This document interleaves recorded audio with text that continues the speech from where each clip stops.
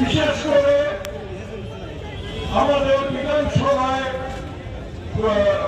বিরোধী দলের প্রধান শ্রী শুভেন্দু অধিকারী এবং অন্যান্য গণ্যমান্যরা এখানে যারা আছেন এবং সমবেত জনসমষ্টি, আজকে বলবার খুব বেশি সময় নেই।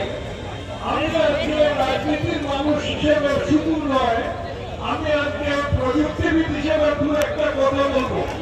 কিছুদিন ধরে আমরা এই রাজ্যের মুখ্যমন্ত্রীর মুখ থেকে এমন সব কথা শুনছি যে দেখে দুটো কথা মনে হচ্ছে। একটা হচ্ছে গিয়ে মাথা গোলমাল হয়ে গেছে এবং দু নম্বর হচ্ছে মাথা গোলমাল হয়ে গেছে কারণ ঠেকে গেছে। কেন আমি এরকম কথা বলছি? মানে অদ্ভুত উন্মাদের মতন কথা বলছি। আমি কবিগুরুর একটা লাইন উদ্ধৃত করে বলেছিলাম, উন্মাদের সৌদামিনী রঙ্গভরে নৃত্য করে, উন্মাদের সৌদামিনী রঙ্গভরে নৃত্য করে। আজকে আমরা কি রকম কথা শুনছি না, এখানে যে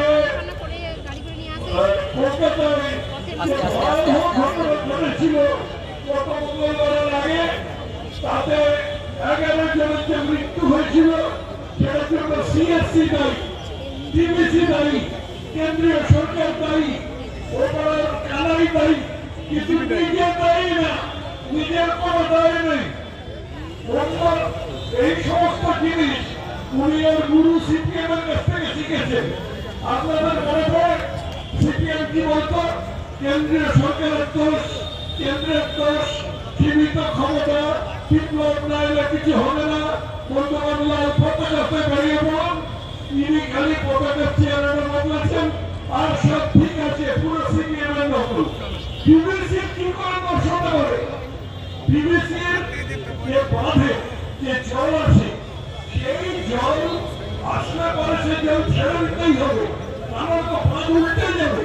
বাঁধ উল্টে গেলে কি ভয়াবহ পরিস্থিতি সেটা উনি জানেন না।